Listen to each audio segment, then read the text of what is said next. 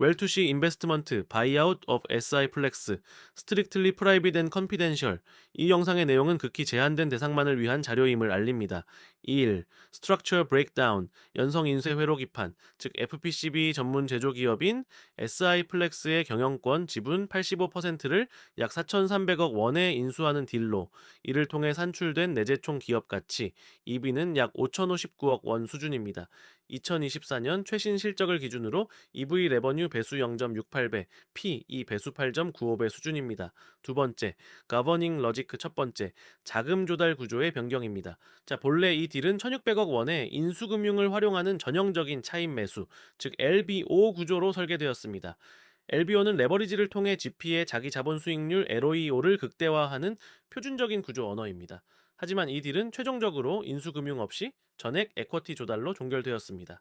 표면적인 이유는 기관 투자자, 즉 LP들의 높은 관심으로 프로젝트 펀드 조성이 순조로웠다는 것입니다. 하지만 내부적인 논리는 다를 수도 있습니다. 주식 매매 계약 체결 이후 핵심 고객사인 삼성전자 및 삼성 디스플레이와의 관계가 약화되었습니다. 과거 매출의 70에서 80%를 차지하는 핵심 고객의 이탈 리스크는 모든 잠재적 대주단의 신용평가위원회를 통과하기 어려운 구조입니다. LBO 구조가 어려워진 것입니다. 이 구조의 변경이 의미하는 바는 명확합니다. 첫째, GP는 재무적 레버리지를 통한 수익률 증대 효과를 누릴 수 없게 되었으며, 둘째, 투자 수익은 오로지 대상 회사의 본질적인 성장, 즉 오가닉 그로스와 오퍼레이셔널 임프로브먼트를 통해서만 창출되어야 한다는 무거운 족쇄가 채워졌습니다. 두 번째, 창업주의 재투자 구조입니다. 창업주인 원동일 대표는 지분 매각 대금 중 860억 원, 자신의 목 현금의 20%를 우리 프로젝트 펀드에 제출자했습니다. 이것은 투자 심사 보고서 첫 장에 쓰이는 미래 성장성에 대한 강한 확신의 수사적 표현이라고 보기 어려울 수 있습니다. 이것은 고객 이탈 위험이라는 치명상을 해지하기 위해 설계한 가장 강력한 리스크 완화 장치이자 인적 담보입니다. 창업주를 후순위 출자자로 묶어둠으로써 1. 경영의 연속성을 확보하고 2. 삼성과의 관계 회복을 위한 핵심 자산으로 활용하며 3. GP와 창업주의 이해관계를 완벽하게 일치시키는 구조적 안전핀입니다. 요약합니다. 2. 딜의 구조 언어는 성장이 아니라 생존입니다. LBO의 실패를 올 이퀴티라는 방어막으로 감쌌고 창업주 재투자라는 인적 담보를 설정해 핵심 고객 이탈이라는 치명적 리스크를 해지한 딜입니다. 모든 딜에는 두 개의 내러티브가 존재합니다. 거래를 시작하는 킥오프 미팅의 내러티브와 거래를 종결하는 클로징 직전의 내러티브입니다. 이 딜의 킥오프 내러티브, 즉 초기에 설계한 엑시트 내러티브는 매우 매력적이었습니다.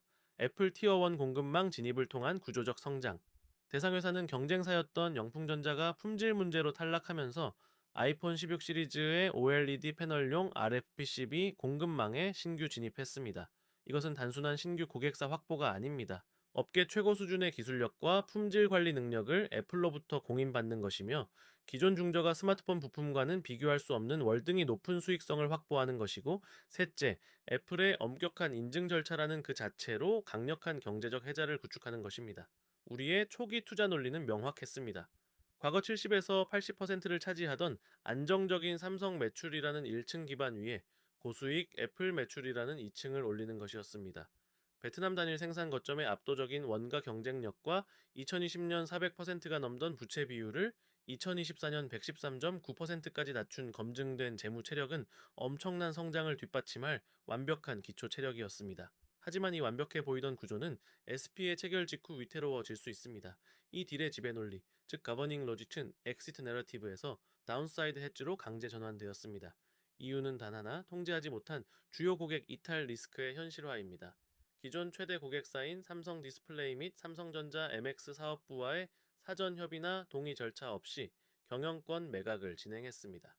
티어1 핵심 협력사의 소유권 변경은 공급망 안정성 측면에서 고객사가 가장 민감하게 다루는 사안입니다. 우리는 이 업계의 관례를 무시했고, 삼성은 이를 중대한 신뢰 관계의 훼손으로 받아들였습니다. 결과는 즉각적이고 치명적이었습니다. 삼성은 아이폰용 RFPCB 물량 배분에서 대상 회사를 줄이고 경쟁사인 BH의 물량을 할당하기 시작했으며, MX 사업부 역시 카메라 모듈 발주에서 뉴프렉스 등으로 물량을 이전하기 시작했습니다. 이것은 단순한 위협이 아니었습니다. 과거 2022년 솔브레인 홀딩스가 CMDL을 인수할 당시에도 동일한 사전 소통 부재 이슈가 있었고 CMDL의 수주 물량은 실제로 감소했습니다. 이것은 예측 가능했던 그러나 무시했던 리스크였습니다. 이 순간 이 딜의 모든 논리는 근본부터 재설계되었습니다. 안정적인 삼성 매출이라는 1층이 붕괴되기 시작했습니다.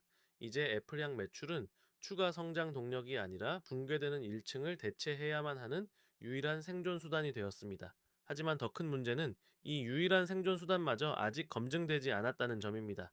애플 공급망에 납품할 초기 양산 RFPCB의 품질이 아직 불안정한 상태라면 애플은 전 세계에서 가장 엄격한 품질 기준을 요구하는 고객사이기 때문에 수율 문제나 미세한 결함에 대해 어떠한 타협도 용납하지 않습니다. 만약 단기간 내에 생산 수율을 안정시키고 애플의 기준을 충족시키지 못한다면 이 초기에 할당받은 물량마저 즉시 시장의 절대 강자인 BH에게 재배분될 것입니다. 이것이 이 딜의 치명적인 이중 리스크 구조입니다. 1. 과거 매출의 80%가 적대적으로 돌아섰고 2. 미래 매출의 100%가 아직 기술적으로 검증되지 않았습니다. 이것이 LBOB가 실패한 이유입니다. 이것이 4,300억 원 전액을 에쿼티로 투입한 주요 이유라고 볼 수 있을지 생각해 보아야 합니다. 레버리지를 통한 재무적 수익을 포기하고 삼성의 겨울을 버티고 애플의 봄을 맞이할 수 있도록 방어할 체력 그 자체에 베팅했습니다. 베트남 공장의 원가 경쟁력과 113.9%의 안정적인 부채 비율이라는 체력입니다. 이 투자는 고위험 고수익에 외피를 쓴 고위험 계산된 생존 딜입니다. 따라서 PMI 전략은 성장이 아닙니다. 인수 후 100일 내에 1. 당사 최고 경영진이 직접 나서 삼성과의 관계를 봉합하고 2. 애플 품질 안정화를 위한 긴급 기술 및 자본 투자를 집행하는 것. 이 두 가지 위기 대응이 이 투자의 성패를 결정하는 유일한 변수입니다. 세 번째, 사이드 딜리케이션 모듈 대부분의 사람들은 이 딜을 FPCB 산업 분석으로 소비합니다. 그들은 BH와 인터플렉스의 멀티플을 비교하고 2030년까지 글로벌 FPCB 시장이 연평균 13% 성장할 것이라는 리포트의 숫자를 외웁니다. 그것은 구조 설계자의 언어가 아닙니다. 정보 소비자의 언어입니다. 당신이 이 구조에서 추출해야 할 로직은 두 가지입니다. 핵심 고객 리스크와 핵심 인물 리스크를 통제하는 구조적 설계입니다. 첫째, 당신이 소규모 사업체나 플랫폼을 인수한다고 가정해 보십시오. 그 사업이 SI플렉스처럼 매출의 80%를 단 하나의 고객 삼성에게 의존하고 있다면 당신은 얼마를 지불해야 할까요? 이 딜은 그 고객 집중 리스크의 가격이 인수금융 1,600억 원의 증발, 그리고 창업주 매각대금 20%의 재투자임을 명확하게 숫자로 보여줍니다.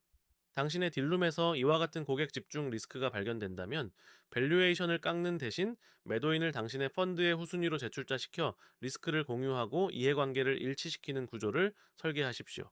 이것이 GP의 방식입니다. 둘째, 플랫폼의 피벗 타이밍에 대한 구조적 교훈입니다. SI플렉스는 삼성이라는 기존 그로스 엔진에서 애플이라는 신규 엔진으로 교체하는 과정에 있었습니다. 하지만 이들의 가장 큰 리스크는 신형 엔진 애플의 시동이 완벽하게 걸리기도 전에 기존 엔진 삼성을 스스로 꺼버린 것입니다. 당신이 커뮤니티나 사업을 운영할 때도 마찬가지입니다. 새로운 비즈니스 모델이 기존의 현금 흐름을 압도할 만큼 확실한 수익을 창출하기 전까지는 기존의 핵심 고객을 절대 소홀히 하거나 적대적으로 만들어서는 안 됩니다. 피벗은 대체가 아니라 추가가 완벽하게 완료되었을 때 선언하는 것입니다. 이 딜의 핵심은 창업주라는 인적 자산을 860억 원의 재투자라는 금융 구조로 묶어 삼성과의 관계라는 무형 자산을 방어하려 한 그 설계에 있습니다. 당신이 설계할 모든 마이크로 딜, 모든 플랫폼 구조도 이와 같아야 합니다. 이 구조를 이해한다고 해서 P2에 들어갈 수 있는 건 아닙니다. 대신 이 구조를 이해하면 스스로 사이드카드를 설계할 수 있습니다. 우리는 문 앞에 서지 않습니다. 우리는 문을 설계합니다. Structure Syndicate, Restricted IC Feed, End.